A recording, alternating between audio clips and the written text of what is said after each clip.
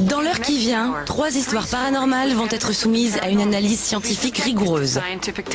Une seule d'entre elles sera considérée comme testée et approuvée. Sur ces images, on peut observer le phénomène des rods. Ces éclairs de lumière sont-ils provoqués par des insectes volants ou par une forme de vie encore inconnue? Nombreux sont ceux qui pensent que ce phare est hanté par le fantôme de son ancien gardien. Le capitaine de police Robert Snow affirme qu'il est la réincarnation d'un peintre du 19e siècle et qu'il peut le prouver. Ces preuves seront-elles suffisantes face à nos tests? 3 histoires paranormales exceptionnelles. Une seule sera confirmée par nos investigations scientifiques. À la fin de l'émission, vous découvrirez quelle histoire sera considérée comme testée et approuvée.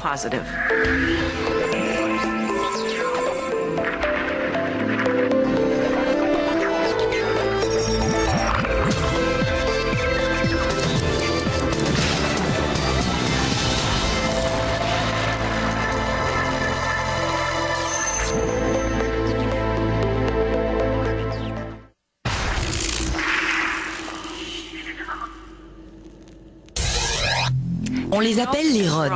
Ils défient les lois de la nature.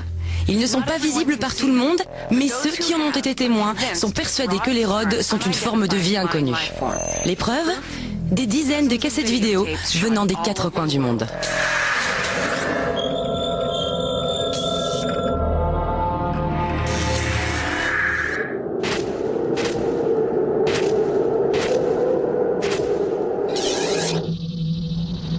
Ils peuvent mesurer de 10 cm à 30 mètres. J'ai d'abord cru que c'était un autre avion dans le ciel. Admettons que ces choses soient réelles. On ne sait quand même pas ce que c'est. Les sceptiques disent que ce sont des insectes. Leur origine, on ne sait pas d'où ils viennent, mais une chose est sûre, ils sont parmi nous. Vous voyez, on ne doit pas ignorer ça.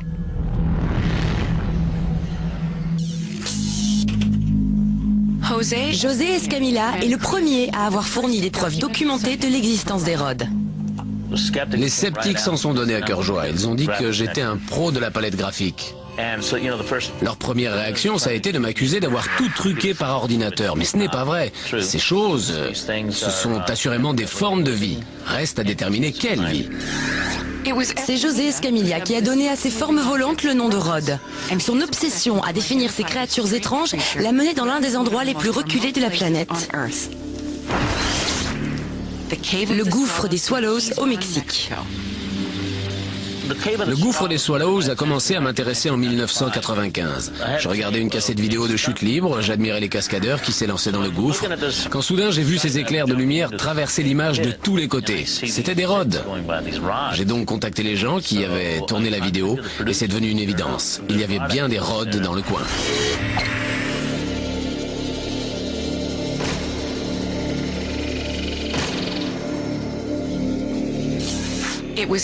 Selon José Escamilla, c'est dans ce gouffre qu'ont été filmées les images de Rod les plus remarquables.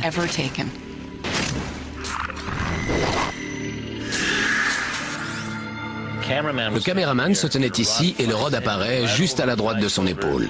Ce qui est exceptionnel, c'est que l'on peut vraiment observer la structure physique du rod. Elle se déforme. Grâce à l'angle qu'il prend pendant son vol, on peut dire qu'il est plutôt grand. Il décrit une courbe dans l'air. Ce ne sont pas des insectes un peu flous qui volaient devant la caméra. Les trajectoires sont bien précises. Regardez de gauche à droite. En fait, les rods volent vraiment. Ils font des manœuvres, ils bifurquent. On le voit bien sur ceux qui ont de petites ailes le long du corps. Tout cela m'amène à penser que les rods sont une forme de vie que l'on n'avait jamais rencontrée. José Escamilla et ses rods mettent le petit monde du paranormal dans tous ses états. Très vite, des dizaines de personnes lui envoient des vidéos qui, a priori, témoignent de ce phénomène étrange. En incitant les gens partout dans le monde à filmer des rods, j'ai éliminé mes propres doutes à ce sujet.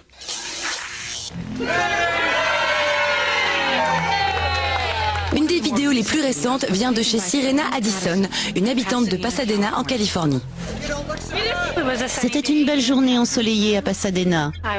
J'étais dans le jardin et je filmais la fête d'anniversaire de mon oncle Jerry. J'étais un peu à l'écart, je filmais, je regardais un peu partout, l'œil collé à la caméra.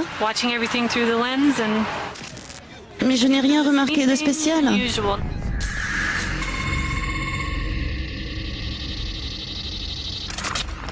Un peu plus tard, le mari de Sirena, Larry, un producteur de télévision, regarde des images filmées par son épouse. J'ai juste regardé la cassette 2-3 fois, histoire de voir comment j'allais faire le montage, si j'allais rajouter de la musique, et j'ai remarqué qu'à certains moments, des choses volaient un peu partout sur l'image. Il m'a appelé, il m'a dit « Sirena, jette un œil là-dessus ». Là, il m'a montré des extraits du film et puis il a répété « Allez, regarde encore ». Avec l'image au ralenti, on voyait très clairement ces petites choses à l'écran. C'est souvent le cas avec les rods. On peut difficilement les voir quand le film est projeté à vitesse normale. En revanche, au ralenti, ce qui aurait pu à première vue passer pour un insecte apparaît très clairement comme un rod. On observe le même phénomène quand on accentue le contraste des images filmées. Pendant que je tournais, je n'ai vu personne qui faisait ce geste. Plus je regardais les images, plus j'en trouvais. Dès que j'en voyais voler un dans le fond, j'accentuais le ralenti, je me repassais toute la scène, image par image. Quand vous regardez le film, vous ne voyez personne agiter sa main devant son visage comme pour chasser un insecte. J'en ai compté entre 70 et 80. Je n'arrêtais pas de me frotter les yeux et de me dire « C'est dingue !» Mais cette expérience n'était pas la première de ce type pour Larry Addison.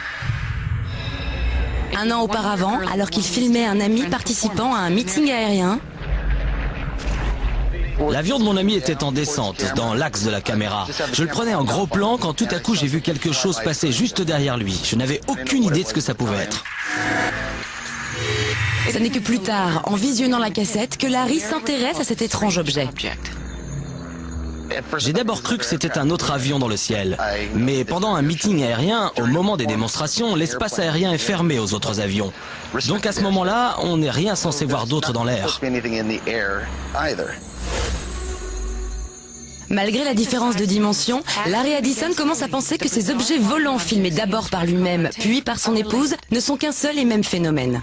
Ses recherches l'amènent à contacter José Escamilla. Il m'a envoyé ces cassettes et je peux vous le dire, des rods en action, voilà ce que c'est. Ce ne sont pas des insectes, ce sont des êtres qui se déplacent avec vitesse et précision. Après avoir visionné plus de 180 vidéos venant du monde entier, José Escamilla élabore une nouvelle théorie selon laquelle les rods appartiennent à une forme de vie très évoluée et jusqu'alors inconnue.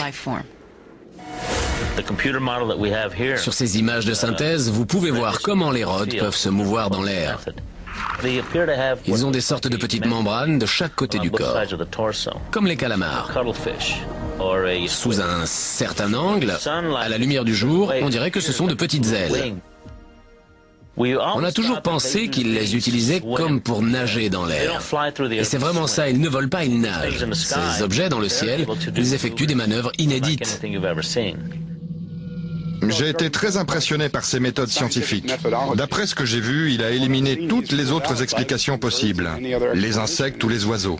Pour moi, cela nous met face à un phénomène paranormal. Mais alors que sont exactement les rods? Des insectes, comme le clament les sceptiques, ou des créatures inconnues? Pour le savoir, nous allons présenter nos images de rods les plus parlantes à l'œil expert d'un analyste vidéo du FBI. Effectivement, sur ces images, on voit ce que certains appellent des rods, mais il est tout de même intéressant de souligner que personne ne semble voir de rods ailleurs que sur des films et des photos.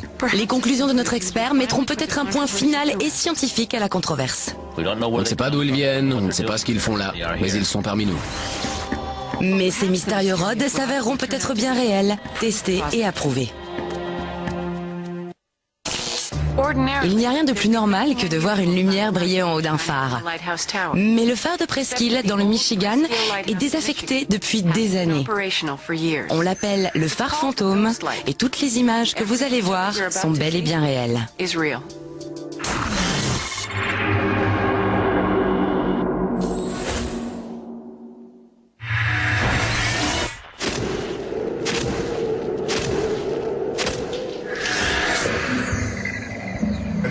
J'en avais souvent entendu parler, mais quand je l'ai vu de mes yeux, j'ai dû m'asseoir. Je ne suis pas capable d'expliquer d'où vient cette lumière. Il n'y a pas d'électricité dans cette tour, aucune source d'énergie qui pourrait alimenter le projecteur.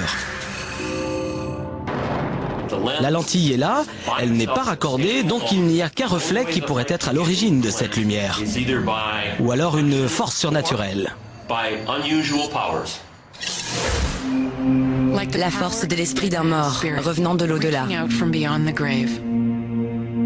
Si l'on en croit Lorraine Paris, la source de lumière du phare fantôme n'est autre que feu son époux, George.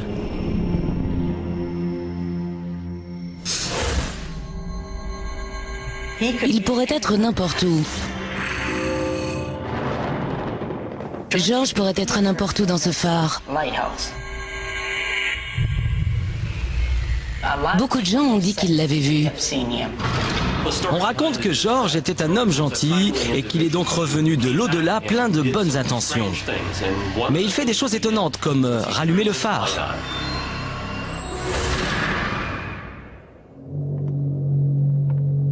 J'ai toujours su que j'étais protégée en ces lieux. C'est pour me protéger qu'il est revenu.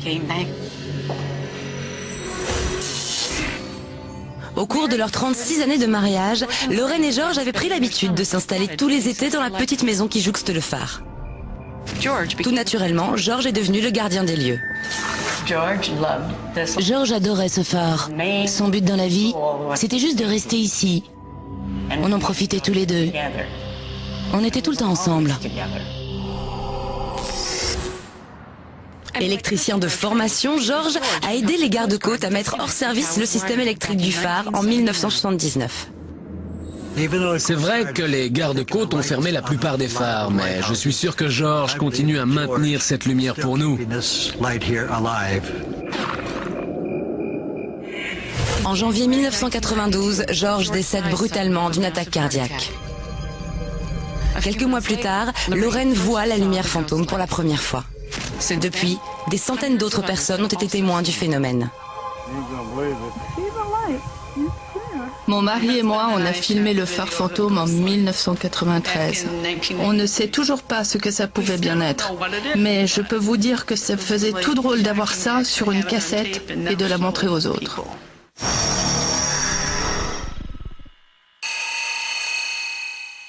On n'en voit jamais la lumière pendant la journée. En général, ça se passe entre le crépuscule et 8 ou 9 heures du matin. Elle s'allume, elle s'éteint plusieurs fois pendant la nuit. Je l'ai vue l'autre jour à 4h10 du matin. On a des marins qui ont débarqué ici un soir. Et ils m'ont dit qu'ils avaient été guidés par la lumière du phare. C'est grâce à George qu'ils ont trouvé leur chemin. Pendant très longtemps, il a tout observé depuis ce phare. Alors je crois qu'il veut juste garder un œil sur nous et sur le port. Pour certains, la lumière du phare fantôme est l'œuvre de petits farceurs. Mais selon Les Nichols, c'est impossible. On verrouille la porte le soir et on l'ouvre le matin, toujours avec la clé. On n'a jamais retrouvé qui que ce soit dans la tour et jamais personne ne s'y est trouvé au moment où la lumière s'allume. Crystal Askey affirme qu'à l'âge de 6 ans, elle a vu le fantôme de George en haut de la tour. Sa mère lui avait pourtant interdit d'entrer toute seule dans le phare. Elle est montée quand même. J'avais un peu peur. Il faisait noir à l'intérieur. Donc c'était difficile de monter les escaliers. Arrivé en haut, sur le palier, j'ai vu le fantôme de Monsieur Paris. Elle m'a dit « Maman, j'ai vu cet homme là-haut ». Je lui ai répondu qu'il n'y avait personne à l'étage et elle a continué. « Si, il est là, il m'a même parlé ». Il était juste là, debout. Tout pâle et ridé, avec une longue barbe. Il avait l'air bien réel.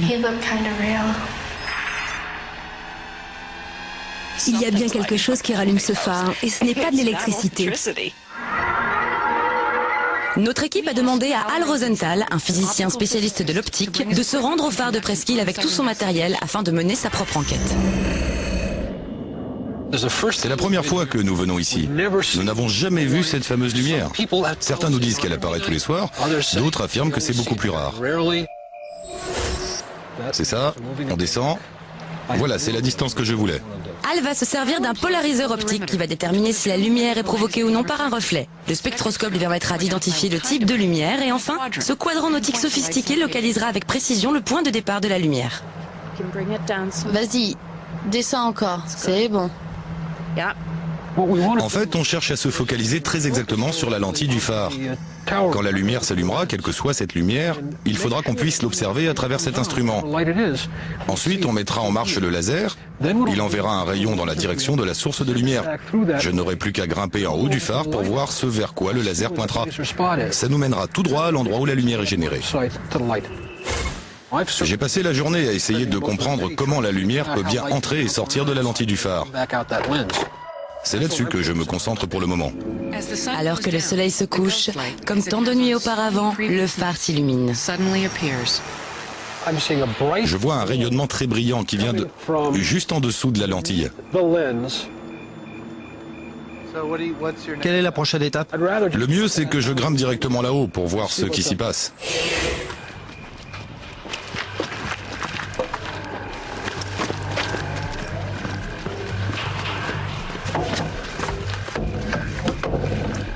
Mais elle n'était pas fermée tout à l'heure. C'est fermé. La porte est verrouillée. Quelqu'un a la clé? La porte était censée être ouverte et personne n'a la clé. En revanche, on trouve très vite une échelle. Ben, notre assistant, va grimper jusqu'à une fenêtre ouverte, pénétrer dans le phare et nous ouvrir la porte de l'intérieur. Ok, c'est bon, on t'attend.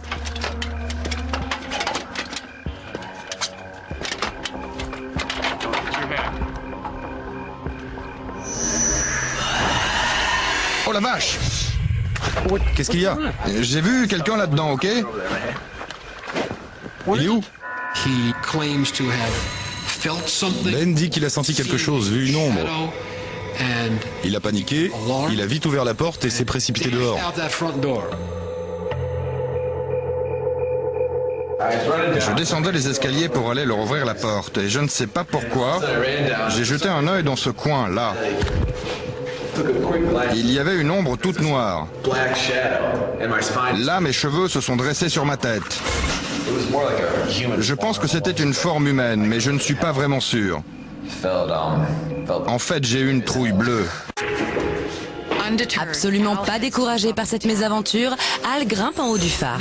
Au même moment, en bas des marches, des membres de notre équipe se retrouvent coincés à l'intérieur, incapables d'ouvrir la porte que Ben avait pourtant déverrouillée un peu avant. Eh Ben, tu nous fais une blague ou quoi? Non!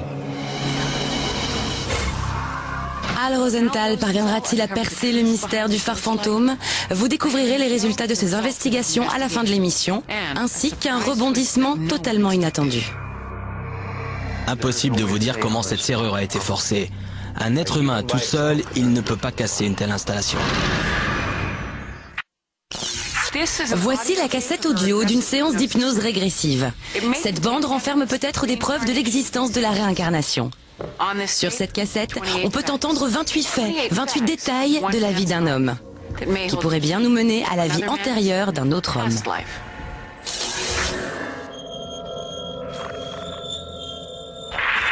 Je crois que je suis un artiste. J'ai besoin d'argent. Le caillot de sang l'a tué.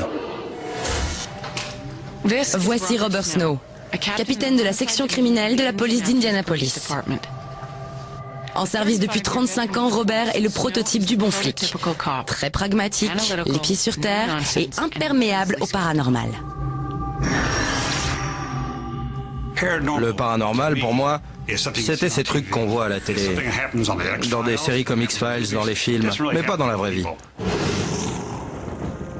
Tout commence quand un ami de Robert le met au défi de tenter une séance de recherche de vie antérieure par l'hypnose. J'ai fini par lui dire « Ok, je vais le faire ». Il m'a pris un rendez-vous, mais je n'avais vraiment pas envie d'y aller. Je n'arrêtais pas de reporter la séance encore et encore. Moi, les vies antérieures, ça n'a jamais été ma tasse de thé. Je pensais que les gens qui y croyaient cherchaient juste un moyen de se rassurer, de se dire qu'on n'est en fait jamais vraiment mort. Au début, je pensais qu'il serait impossible de m'hypnotiser à cause de ma grande force de caractère. On dit souvent que les hypnotiseurs n'arrivent à leur fin qu'avec des gens plutôt faibles. Je vais compter à rebours en partant de 10. Plus j'avancerai dans le décompte, plus vous vous sentirez profondément détendu. Tout doucement. 10. Plus profond. Vous êtes détendu. La première demi-heure, il ne s'est absolument rien passé.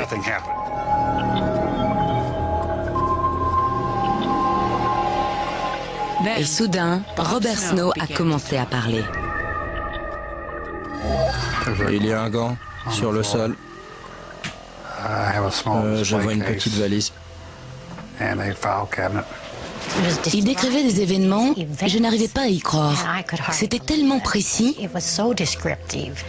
Ce qui m'a le plus intrigué, c'est quand il a dit « Je me sens tellement seul ». Là, ça m'a épaté.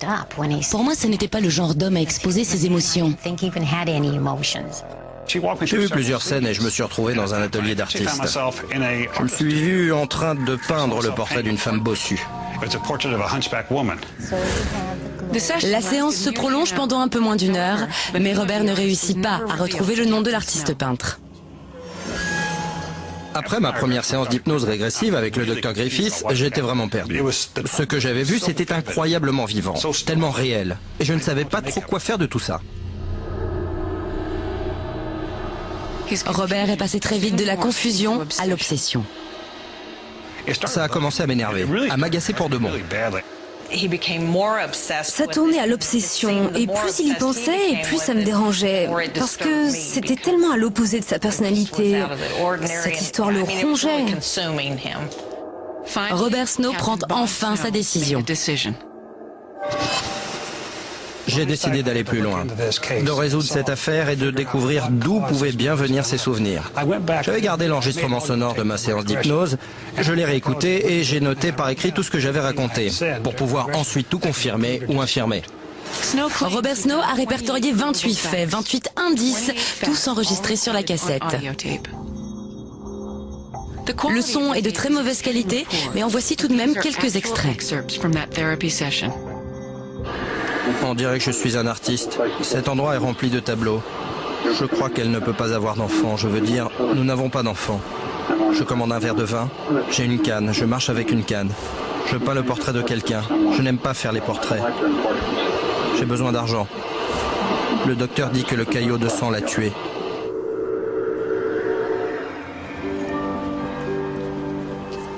Pendant sa séance, Robert a également évoqué un piano, le nombre 1917 et un tableau représentant le portrait d'une femme bossue. C'est là que débute le voyage de Robert Snow.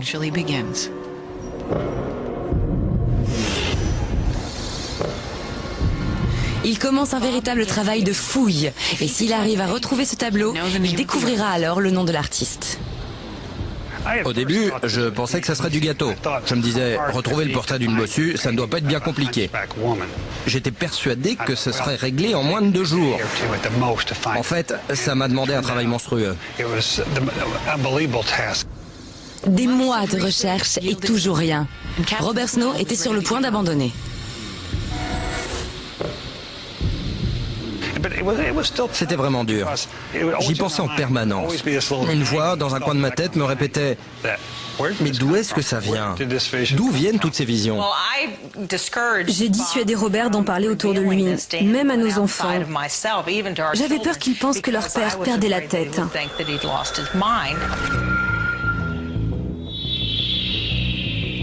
Un an après sa séance d'hypnose régressive, Robert part visiter la ville de la Nouvelle-Orléans. Il va faire un tour dans une galerie d'art et c'est là qu'il se retrouve face au portrait de la femme bossue. Le nom de l'artiste, James Carroll Beckwith. Il n'existe aucune reproduction de cette œuvre et l'original appartient à un collectionneur anonyme. Le croquis que vous voyez en ce moment à l'écran est basé sur la description de Robert. Quand je suis tombé sur ce tableau à la Nouvelle-Orléans, quand j'ai découvert le nom de l'artiste, ça m'a évidemment convaincu de reprendre mes recherches. Alors quand je suis rentré à Indianapolis, j'ai essayé de voir ce que je pouvais trouver sur ce James Carroll Beckwith. Il est capitaine de la section criminelle, c'est un poste important à haute responsabilité. Moi, ça me posait un problème qu'il pense sérieusement être la réincarnation d'un peintre.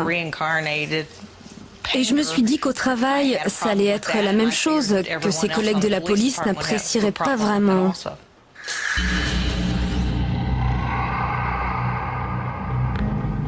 Robert persiste. Mais collecter des informations sur Beckwith se révèle à peine moins difficile que de retrouver le portrait de la bossue. Le capitaine Snow commence ses recherches à la bibliothèque municipale. Pour chaque minuscule info, il me fallait fouiller pendant des jours entiers. À ce moment-là, je pensais que j'avais sûrement déjà dû voir son nom quelque part dans un livre. Mais j'ai réalisé que c'était impossible. Il n'existe quasiment aucun document qui parle de lui.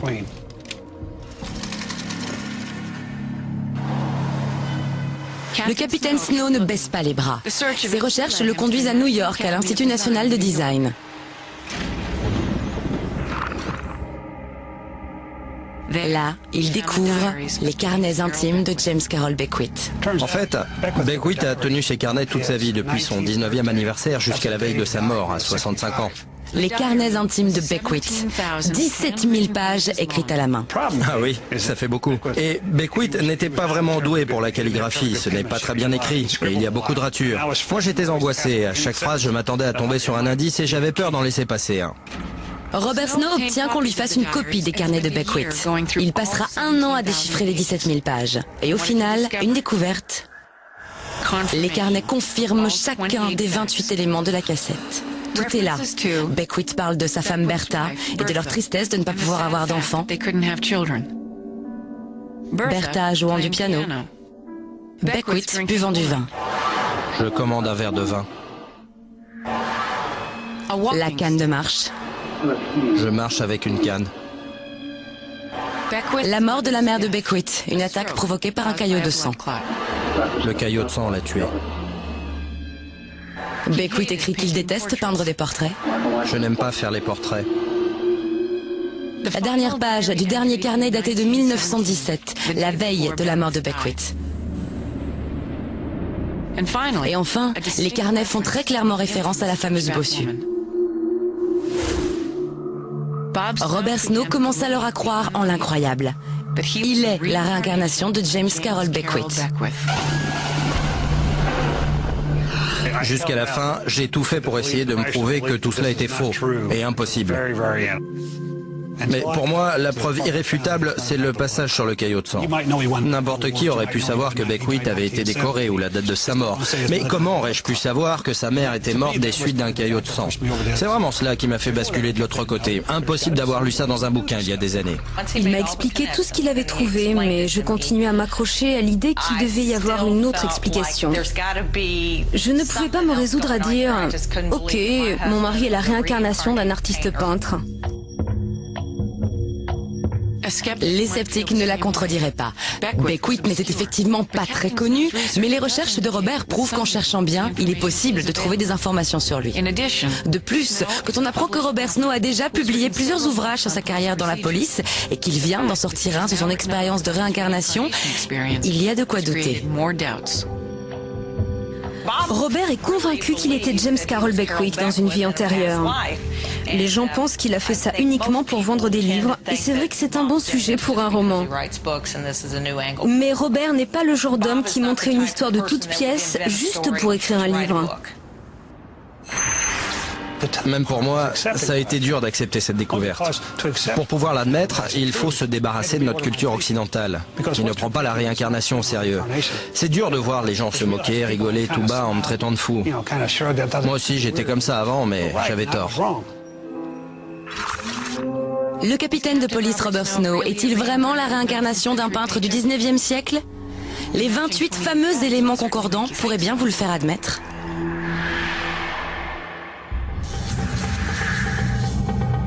Mais comment vérifier une pareille histoire? La méthode la plus évidente n'est pas inconnue du capitaine Snow. Il s'agit du détecteur de mensonges. Bien sûr, j'accepte de passer au détecteur, aucun problème. Les dires de Robert vont-ils résister à cette épreuve? Son histoire sera-t-elle testée et approuvée?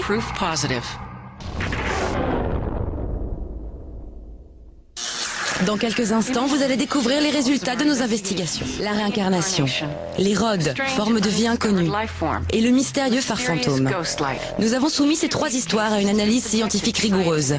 Seule l'une d'entre elles sera déclarée authentique à l'issue de ces tests. Laquelle, d'après vous? Pour beaucoup, ces images prouvent l'existence des rods, d'étranges créatures volantes que l'on n'a jamais réussi à capturer ni à définir. Je n'avais jamais rien vu de pareil sur mes vidéos. Ces créatures sont incroyables. On ne doit pas ignorer un tel phénomène. Les sceptiques disent que les rods ne sont rien d'autre que des insectes volants. Nous avons sélectionné 3 enregistrements vidéo censés prouver l'existence des rods et nous les avons soumis à Grant Fredericks, analyste vidéo au FBI. Pour réaliser notre test, Grant Fredericks utilise du matériel habituellement réservé aux grands services de renseignement comme la CIA et le FBI. Il commence par le film du gouffre de Swallows au Mexique. Ici, on voit bien 2 objets qui traversent l'image. Ce ne sont que des insectes volants. C'est ce qu'on appelle une illusion d'optique. Ils ont l'air bien plus gros qu'ils ne le sont en réalité. Ils passent très vite devant l'objectif alors que la mise au point n'est pas du tout cadrée sur eux. C'est la différence de vitesse qui provoque l'illusion. Chaque image est composée de 2 couches, la paire et l'impair, qui ne sont pas filmées à la même vitesse. C'est la superposition de ces 2 couches qui donne l'image vidéo. En conséquence, l'insecte apparaît plusieurs fois extrêmement rapidement sur une seule image et au lieu de ressembler à un petit objet volant, il apparaît comme une longue forme cylindrique pourvue de multiples ailes. Mais ce n'est qu'une illusion d'optique, rien de plus que des insectes. Nous présentons ensuite à Grant Fredericks la vidéo de la fête d'anniversaire filmée par Sirena Addison. Vous voyez la forme blanche qui s'agite autour de la tête de ce monsieur? On dirait un insecte de la taille d'une mythe. Mais regardez, plus il se rapproche de l'homme, plus il a l'air de s'allonger. Et quand il ralentit, la mise au point change et il reprend sa taille normale. Là encore, c'est une illusion d'optique. Il ne reste plus qu'à examiner la vidéo de Larry Addison au meeting aérien. On se doute bien que l'avion va très vite. Le caméraman doit constamment être en mouvement pour garder l'avion dans le cadre.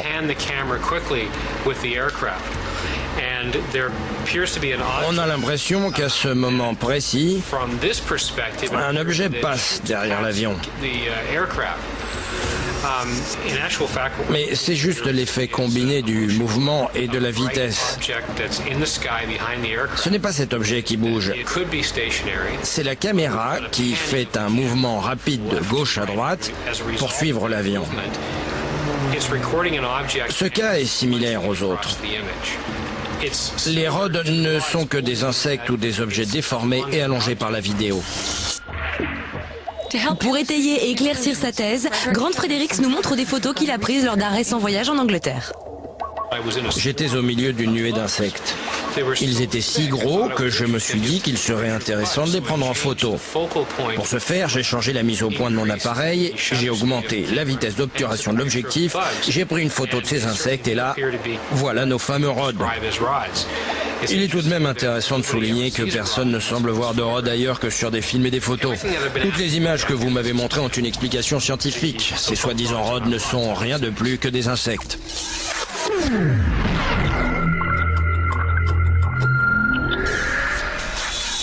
Depuis de nombreuses années, les habitants de Presqu'île, dans le Michigan, sont persuadés que la lumière qui apparaît chaque nuit en haut de leur vieux phare désaffecté leur est envoyée par le fantôme du gardien, George Paris.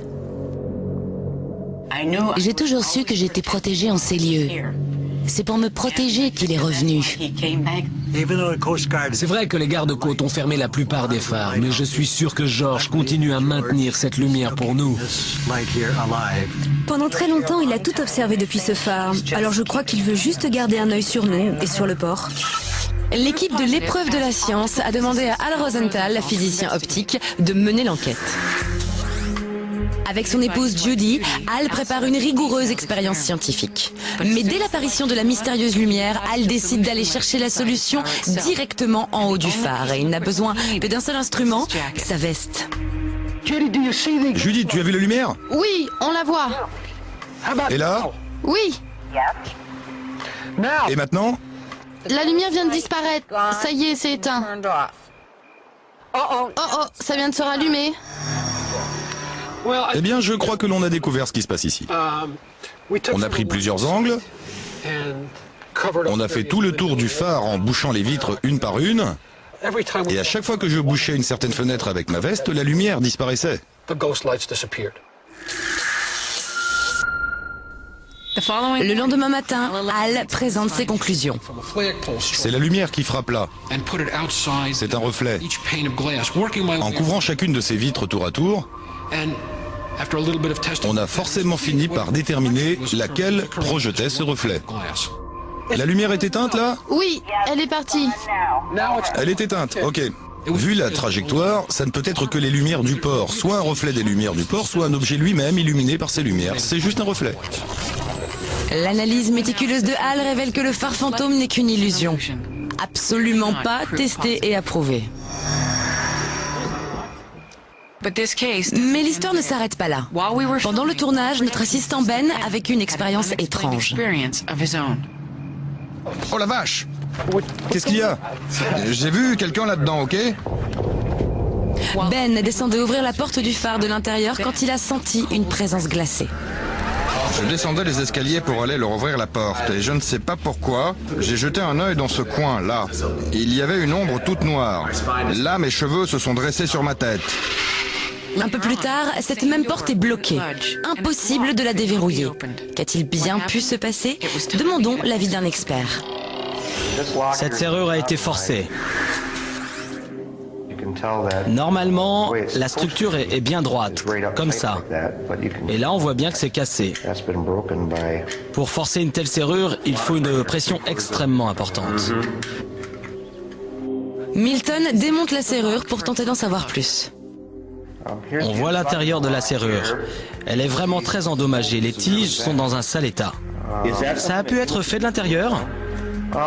De l'intérieur, avec cette porte, et aucun outil, pour moi c'est impossible. Quand Ben a ouvert la porte, ça marchait très bien. Il l'a déverrouillée sans effort. Même si on se dit qu'ensuite il a pu claquer la porte un peu fort, ça ne nous avance pas puisque la serrure a été cassée dans l'autre sens. Ce qui me fait dire que cette serrure était fermée à clé quand elle a été cassée. Selon Milton, seul un coup de pied d'une puissance surhumaine a pu briser cette serrure. La vérité est-elle ailleurs? Nous sommes retournés sur les lieux avec Ben. Moi, j'ai ouvert plutôt facilement. J'ai juste tourné, ça s'est ouvert tout de suite. Mais quand les autres sont descendus, la porte était verrouillée et la serrure forcée. Parfois, certains phénomènes ne peuvent pas être expliqués. La lumière du phare fantôme n'était certes qu'un reflet, mais les habitants de Presqu'île continuent à croire que leur phare est hanté par le fantôme de George Paris. Pour eux, la serrure forcée est une preuve suffisante.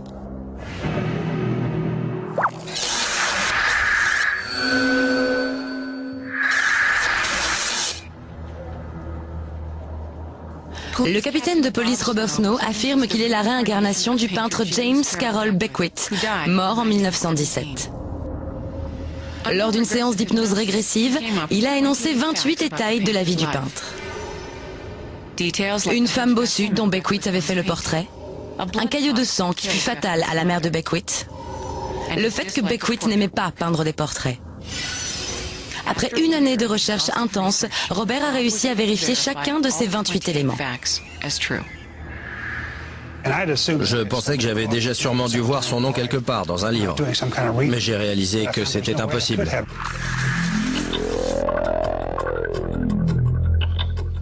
Pour déterminer la crédibilité de son histoire, nous soumettons Robert Snow à l'épreuve du détecteur de mensonges. L'examen se déroule parfaitement quand soudain... À la Nouvelle-Orléans en 1993, c'est là que vous avez découvert que le peintre de votre séance d'hypnose était James Carroll Beckwith? Oui. Cette réponse provoque une intense réaction physiologique chez Robert. Il est peut-être en train de mentir.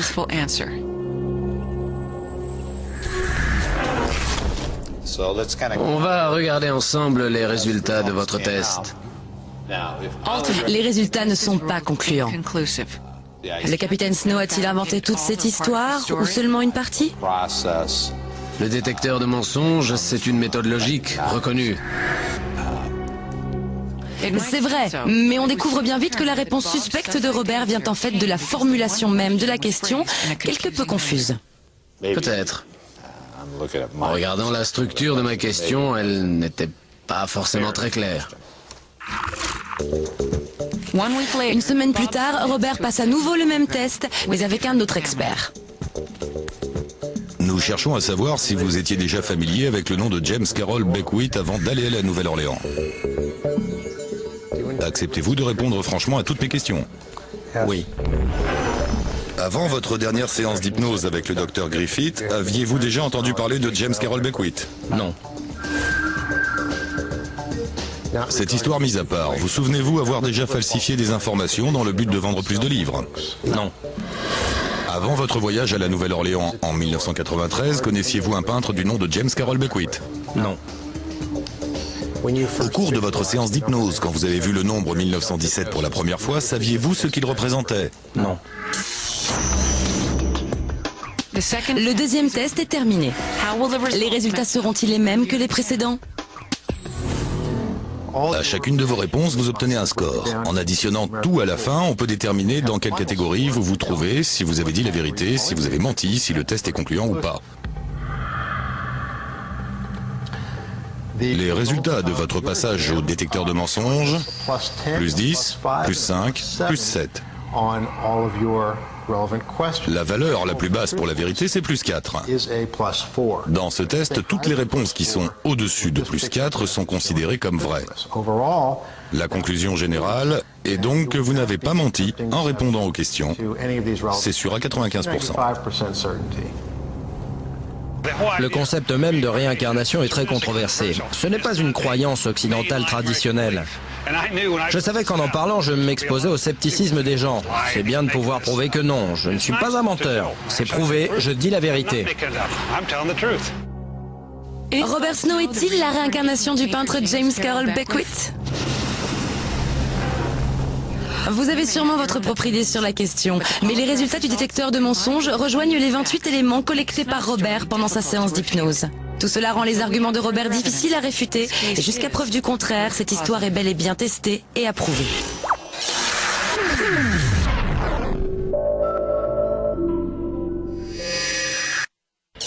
Des histoires paranormales exceptionnelles, des investigations scientifiques.